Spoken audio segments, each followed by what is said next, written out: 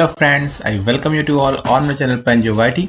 सो आज के इस वीडियो लेक्चर में मैं बात करूंगा कि कैसे आप लोग सिलिकेट स्ट्रक्चर को क्लासिफाई कर सकते हो, उनके बेसिस पे कि कितने ऑक्सीजन शेयर हो रहे हैं, कितने टेट्राहेड्रास हैं।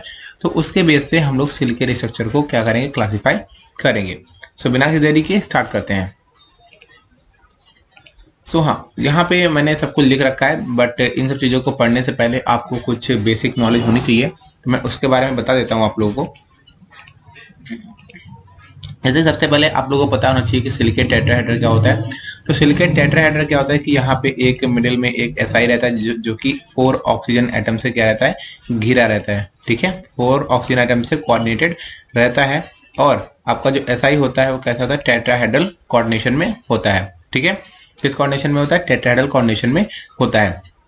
इससे पिछली वाली वीडियो में मैंने पॉलिंग्स रूल के बारे में बताया था, और उसमें एक जो इलेक्ट्रोस्टैटिक वैलेंसी प्रिंसिपल था, तो उसके हिसाब से अगर हम लोग देखें तो यहाँ पे एसआई पर पहुंचने वाला जो आपका इलेक्ट्रोस्टैटिक वैलेंसी होगी वो कितनी होगी, यहाँ पे एसआई पे charge divided by valency, charge, तो चार्ज कितना है, +4 होता है। ठीक है, और यहाँ पे इसका कोऑर्डिनेशन नंबर कितना है, यानी कि 1, 1, 2, 3 एंड 4। तो इसको हम लोग 4 से डिवाइड कर देंगे, यानी कि 1। ठीक है, यानी कि एसआई पर पहुंचने वाला जो नेट चार्ज है कितना है, यहाँ से 1 आएगा, यहाँ से 1 आएगा, और यहाँ से 1 आएगा, यहाँ से 1 आएगा, यानी कि हर ऑक्सीजन एटम से 1 1 आपका आएगा। तो जो ऑक्सीजन एटम है वो एक निगेटिव के चार्ज के साथ रह जाएगा। तो इस निगेटिव चार्ज को कंट्रोल करने के लिए आपका जो SiO4 टेट्राहेड्रा होता है वो क्या होता है, अब अपने अलग SiO4 टेट्राहेड्रा के साथ कोऑर्डिनेशन बनाता है, उसके साथ बॉन्ड बनाता है। ठीक है, तो वो ऑक्सीजन जो कि 2 टेट्राहेड्रास के बीच में शेयर होता है उसको क्या बोलते हैं, उसको बोलते हैं ब्रिजिंग ऑक्सीजन। और ये जो प्रोसेस होता है जिसके द्वारा ये ऑक्सीजन जो है ऑक्सीजन से मिलके 2 टेट्राहेड्रास आपस में जुड़ते हैं, इसको क्या बोलते हैं, पॉलीमराइजेशन बोलते हैं। क्लियर हो गया। और आपको एक चीज और ज़्यादा ध्यान देनी है कि यहाँ पे सिलिका और ऑक्सीजन के बीच जो बॉन्ड होता है वो पार्शली आयनिक होता है और पार्शली कोवेलेंट होता है। क्लियर हुआ, पार्शली आयनिक होता है, पार्शली कोवेलेंट होता है। और यहाँ पे एक आपको टर्मिनोलॉजी भी समझनी होगी कि जैसे कि यहाँ पे बना हुआ था, तो हम लोग इसको एसआई को हम लोग डार्क सर्कल से रिप्रेजेंट करते हैं, और आपका जो ओ होता है उसको हम लोग किससे रिप्रेजेंट करते हैं, हॉलो सर्कल से। ठीक है, किससे रिप्रेजेंट करते हैं, हॉलो सर्कल से। तो यहाँ पे कुछ इस प्रकार का आपका देखने को मिलता है। बट अगर आप लोग प्लेन में देखोगे तो यहाँ पे आपको कुछ ऐसा देखने को मिलेगा, प्लेन में आपको कुछ ऐसा देखने को मिलेगा कि जैसे यहाँ पे एक ओ है, यहाँ पे एक ओ है, यहाँ पे एक ओ है, और यहाँ पे ऐसा कुछ आपको देखने को मिलेगा, इसके बीच में आपका डार्क होता है। ठीक है, तो यानी कि इसका मतलब क्या है कि जो सिलिका है यहाँ पे ऐसा होता है, इसका मतलब क्या है, जो सिलिका है वो क्या है, वो ऑक्सीजन से हिडन हो गया जब आप लोग इसको ऊपर से यहाँ से देखोगे। ठीक है, और उसके बाद एक सिंबल फॉर्म क्या होता है इसका सिंबल फॉर्म कुछ ऐसा होता है। क्लियर, तो इसका सिंबल फॉर्म कुछ ऐसा होता है। तो अब हम लोग बढ़ते हैं आगे और पढ़ते हैं सभी सिलिकेट्स के बारे में। तो यहाँ पे सबसे पहले दे रखा है आइसोलेटेड टेट्राहेड्रा। तो आइसोलेटेड टेट्राहेड्रा में क्या होता है कि किसी भी ऑक्सीजन की शेयरिंग नहीं होती है। ठीक है, यानी कि कोई भी ऑक्सीजन की शेयरिंग नहीं होगी, यानी कि इसमें सिंपल यूनिट हो रहती है SiO4 4-, और ये 4- चार्ज होता है, ये किसी भी आपका कैटायन से क्या होता है, वो बैलेंस होता है। जैसे कि in the case of olivine, तो आप लोग ओलिविन का फॉर्मूला जानते हो क्या होता है, Mg और Fe। Mg Fe होता है यहाँ पे, और 2 SiO4। ठीक है, तो जो -4 चार्ज है SiO4 के ऊपर वो किससे बैलेंस होता है, इसके चार्ज से, Mg और Fe के चार्ज से बैलेंस होता है। ठीक है, तो इसका जो मिनरल का एग्जाम्पल है वो आपका ओलिविन हो गया, और केमिकल कॉम्पोजिशन क्या है, magnesium iron silicate.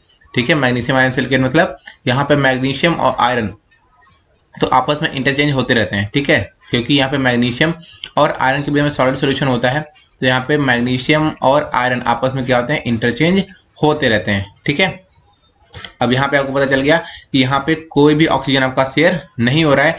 Individual tetrahedra link to each other by bonding to cation between them, यानी कि जो आपका टेट्राहेड्रा होते हैं वो आपस में नहीं जुड़ते हैं, बल्कि क्या होता है आपका वो जुड़ते हैं कैटायन से और अपने चार्ज को बैलेंस करते हैं। ठीक है, तो यहाँ पे कोई भी ब्रिजिंग ऑक्सीजन नहीं है, तो नंबर ऑफ ब्रिजिंग ऑक्सीजन यहाँ पे क्या हो जाएगा, यहाँ पे 0 हो जाएगा। ठीक है, तो यहाँ पे आपका रिंग्स ऑफ टेट्राहेड्रा है। ठीक है, सो यहाँ पे I think rings of tetrahedra है, जिसमें joined bye shared oxygen in 3, 4, 6 member ring. ठीक है, तो यहाँ पे कोई कंफर्म नहीं है कि कितने आपका टेट्राहेड्रा जुड़ेंगे। इसमें आपका 3 जुड़ सकते हैं, 4 जुड़ सकते हैं और आपका 6 भी जुड़ सकते हैं। तो अगर आपका 3 जुड़ेंगे तो आपका कुछ ऐसा होगा, Si3O9 और यहाँ पे 6 माइनस, यानी कि जितने भी जुड़ते हैं यहाँ पे उसका 3 गुना होता है, वो होता है। और आपका चार्ज कितना होता है, इसका 2 गुना, SI का 2 गुना, यानी कि SI 4 है तो यहाँ पे -8 हो जाएगा, SI 6 है तो यहाँ पे -12 हो जाएगा। ठीक है, तो ऐसे करके आप लोग, और यहाँ पे जो ब्रिजिंग ऑक्सीजन होते हैं कितने हो सकते हैं, तो आपका 3 भी हो सकते हैं आपका। ठीक है, सॉरी ब्रिजिंग ऑक्सीजन नहीं, यहाँ पे जो ब्रिजिंग ऑक्सीजन होते हैं वो कितने होते हैं, आपके 2 होते हैं। ठीक है, यहाँ तक आई थिंक आपको समझ में आ गया होगा।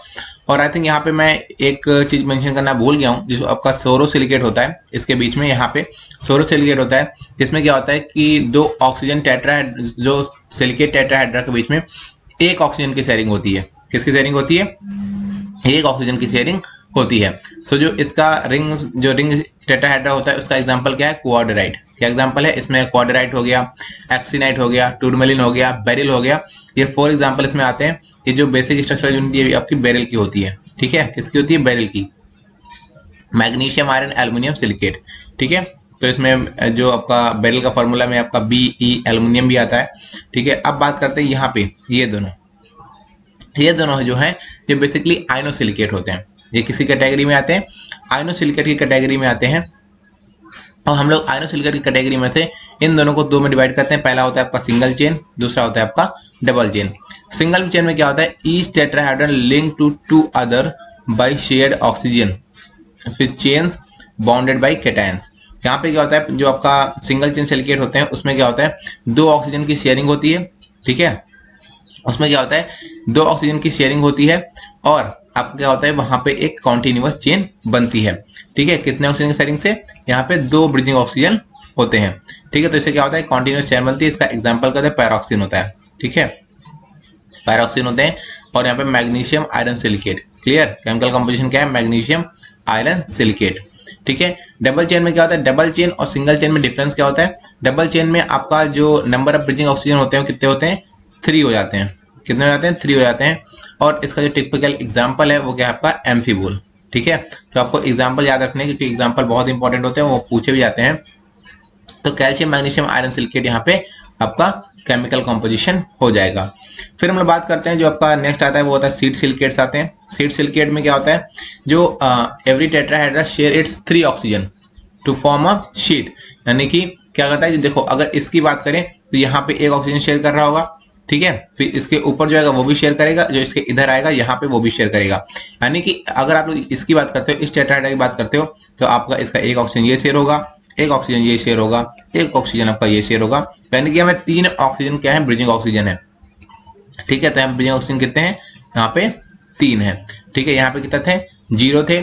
यहाँ पे ब्रिजिंग ऑक्सीजन कितने थे, 2 थे, फिर 2 थे, फिर 3 थे, फिर 3 थे। बट यहाँ पे एग्जाम्पल जो है वो क्या है, आपका कॉलिनाइट है और आपका माइका है। ठीक है, माइका मस्कोवाइट, यानी कि मस्कोवाइट को हम लोग व्हाइट माइका भी बोलते हैं। तो एल्युमिनियम सिलिकेट और पोटेशियम एल्युमिनियम सिलिकेट। ठीक है, ये केमिकल कॉम्पोजिशन हो गया। अब अगर हम लोग आगे बात करें तो यहाँ पे जो सबसे लास्ट है वो आपका फ्रेमवर्क सिलिकेट आते हैं। तो फ्रेमवर्क सिलिकेट काफी इंपॉर्टेंट रहते हैं बिकॉज जो मेजॉरिटी ऑफ मिनरल्स हैं, जैसे कि आपका जो एल्कली फेल्सफॉर हो गया या फिर प्लेजियोकेस फेल्सफॉर हो गया और सिलिका हो गया, तो ये सब इसी ग्रुप में आपके आते हैं। तो इसमें क्या करता है कि each tetrahedron share all it's oxygen, यानी कि आप लोग जानते हो कि टेट्राहेड्रा में 4 ऑक्सीजन होते हैं। तो जो टेट्राहेड्रा क्या करता है, सभी ऑक्सीजन को शेयर करता है। ठीक है, तो यानी कि यहाँ पे नंबर ऑफ ब्रिजिंग ऑक्सीजन कितने हो जाते हैं, यहाँ पे 4 हो जाते हैं विद अदर SiO4 टेट्राहेड्रा और AlO4 टेट्राहेड्रा। तो आप लोग पता होना चाहिए कि जो फ्रेमवर्क सिलिकेट होते हैं, it is a continuous series of SiO4 tetrahedra and AlO4 tetrahedra. ठीक है, तो इसका जो एग्जांपल होते हैं बेसिकली फेल्सफॉर आते हैं। तो फेल्सफॉर में भी आपका बहुत सी कैटेगरीज होते हैं, तो उसके बारे में बाद में बात करूंगा जब मैं उसके ऊपर पर्टिकुलर वीडियो बनाऊंगा। ठीक है, तो यहाँ पे क्या होगा, यहाँ पे आपका जो नंबर ऑफ ब्रिजिंग ऑक्सीजन हो गया वो आपका 4 हो गया। और इसका जो केमिकल कंपोजिशन होता है वो पोटेशियम एल्युमिनियम सिलिकेट हो गया और सिलिकॉन डाइऑक्साइड हो गया। सिलिकॉन डाइऑक्साइड आपका क्या हो गया, सिलिकॉन डाइऑक्साइड आपका जो ये सिलिका हो गया, यानी जिसको क्वार्ट्ज बोलते हैं, और ये आपका प्लेजियोकेस सीरीज के मेंबर हैं। ठीक है, तो यानी कि सबसे इंपॉर्टेंट है तो हम उसकी बात करें फ्रेमवर्क सिलिकेट की, बिकॉज अगर आप बात करते हो अबंडेंस की इन द क्रस्ट में, तो आप लोग देखते हो प्लेजियो केस जो है वो 39% है, फेल्सफोर कितना है वो 12% है, और आपका जो सिलिका है यानी कि जो आपका क्वार्ट्ज है वो भी 12% है। यानी कि खाली फ्रेमवर्क सिलिकेट के बारे में बात करें तो ये मिलकर कितना बनाते हैं 63%।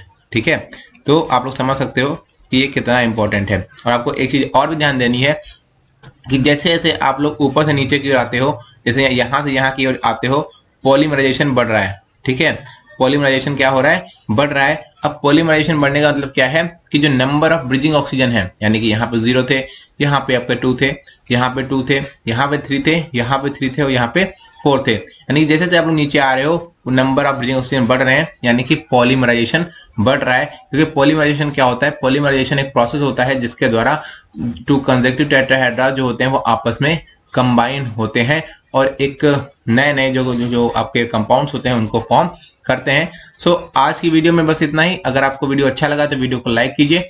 अगर आपको सिलिकेट स्ट्रक्चर से रिलेटेड कोई भी प्रॉब्लम है तो उसको आप कमेंट बॉक्स में पूछ सकते हैं। So thank you.